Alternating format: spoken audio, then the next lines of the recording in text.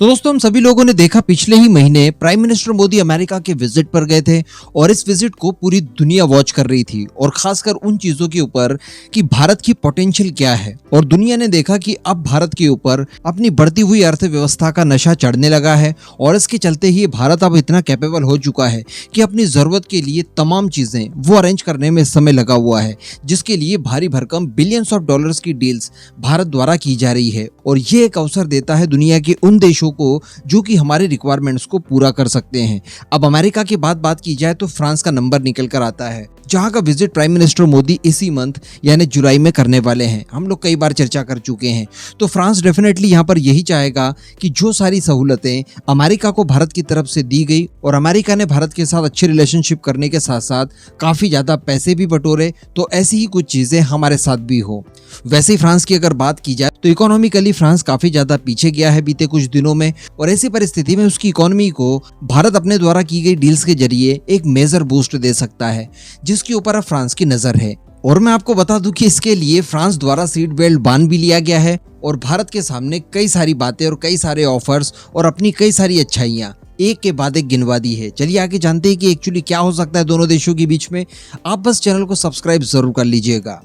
तो दोस्तों एक बहुत बड़ी खबर निकल कर आ रही है भारतीय वायुसेना से, और उसी के साथ साथ खबर निकल कर आ रही है फ्रांस की तरफ से भी। पहले भारतीय वायुसेना की अगर बात की जाए तो भारतीय वायुसेना ने पूरी तैयारी कर ली है कि वो अगले साल यानी 2024 की शुरुआत में IFP जारी कर देगी MRFA प्रोग्राम के लिए, जिसके तहत हमें 114 फाइटर जेट खरीदने हैं विदेशों से। लेकिन दोस्तों यहाँ पर एक नई चीज निकल कर सामने आई है और बताया ये जा रहा है कि यहाँ पर हमारी क्वालिटी रिक्वायरमेंट काफी ज्यादा सख्त होने वाली है, जिन्हें अगले कुछ 6 महीनों में हमारी IFP में दर्ज करवा लिया जाएगा। और इन बड़ी हुई रिक्वायरमेंट्स के साथ और हमारी सारी क्वालिटी रिक्वायरमेंट के साथ संभावित प्रतियोगियों को भेजा जाएगा। और बताया ये जा रहा है कि ऐसा करने से भारत का विचार ये है कि जो कचरा टाइप के फाइटर जेट हैं, जो कि हमें किसी भी परिस्थिति में चाहिए ही नहीं, लेकिन फिर भी वो बेवजह इस कंपटीशन में घुसे जा रहे हैं, इन्हें बाहर कर दिया जाएगा। और यहाँ पर कुछ 2-4 नाम हम भी देख सकते हैं जिन्हें कि हमें हर हाल में रिजेक्ट करना है, जिसमें स्वीडन का ग्रिपन हो गया, इसके अलावा रशिया का MiG-35 इसे नहीं लेना है। तो इस तरह के फाइटर जेट जो कि हमारी रिक्वायरमेंट को फुलफिल नहीं कर पाएंगे, उन्हें शुरुआत में ही बाहर रखा जाएगा। हमें केवल वही चीजें चाहिए जो कि हमें एक्चुअली जरूरत है। और पहले इसके ऊपर वायुसेना स्पष्ट कर चुकी है कि जो भी फाइटर जेट खरीदे जाएंगे उनमें इंश्योर किया जाएगा कि 5th जनरेशन के साथ साथ 6th जनरेशन की टेक्नोलॉजी भी शामिल की जाए। यानी फाइटर 4.5 जनरेशन का ही रहेगा, लेकिन इसके अंदर कई सारी ऐसी टेक्नोलॉजीज हमें चाहिए जो कि 5th जनरेशन के एयरक्राफ्ट्स या फिर 6th जनरेशन के एयरक्राफ्ट्स में भी आने वाली है। और साथ ही जो टेक्नोलॉजी ट्रांसफर और लोकल मैन्युफैक्चरिंग की कंडीशंस रहेगी वो तो रहेगी ही रहेगी। और स्पेशली अगर टेक्नोलॉजी ट्रांसफर की भी बात की जाए तो रिपोर्ट में बताया जा रहा है कि भारत का लक्ष्य है कि कम से कम 75% TOT हमें दी जाए इस डील के दौरान। तो अल्टीमेटली काफी बड़ी डील होने वाली है, लगभग 20 बिलियन डॉलर्स की, और 114 विमान खरीदे जाएंगे। तो डेफिनेटली जिस भी देश के पाले में ये डील जाएगी उसका मालामाल होना तो बिल्कुल तय है। तो यहाँ पर हम भी अब अपनी कंडीशंस रख सकते हैं।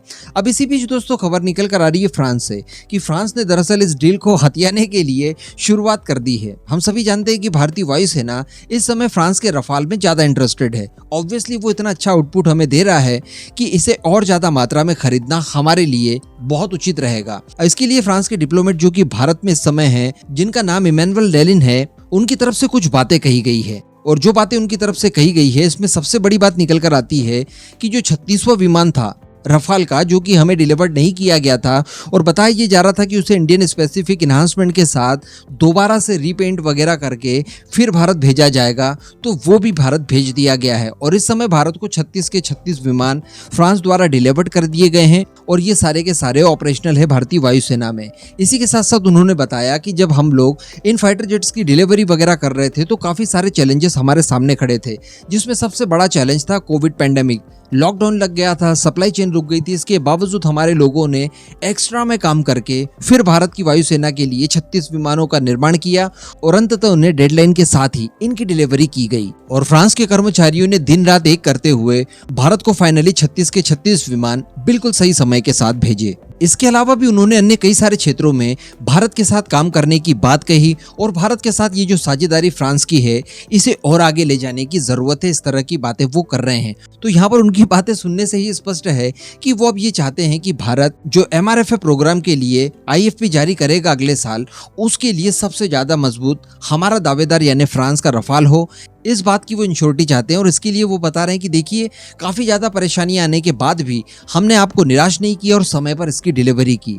वैसे मैं आपको बता दूं कि केवल यहाँ पर फ्रांस का रफाल ही नहीं होने वाला है, ऑफ कोर्स यूरोपियन यूनियन का यूरोफाइटर टाइफून भी होगा, जो कि एक बहुत ही मजबूत दावेदार है। रशिया का Su-35 भी हो सकता है। इसके अलावा हो सकता है कि Su-57 भी रशिया उतार दे। अगर ऐसा होता है तो ये कंपटीशन एकदम ही अलग लेवल पर जा सकता है। इसके अलावा अमेरिका का F-15EX है, जो कि काफी मजबूत दावेदार दिखाई दे रहा है। इसके अलावा भारत और अमेरिका के बीच में जो डेवलपमेंट निकल कर आए हैं पिछले कुछ समय में, तो यहाँ पर संभव ये भी दिखाई दे रहा है कि अमेरिका MRFA डील को पूरी तरह से परिवर्तित करने के लिए इसमें F-35 को भी उतार दे। तो कहने का मतलब जो भी फाइटर जेट मिलेगा भारत को या खरीदेगा भारत, वो कैपेबल होगा, हमारी सारी रिक्वायरमेंट्स को फुलफिल करेगा और इसके लिए अब दुनिया भर के देश कमर कस चुके हैं कुल मिलाकर।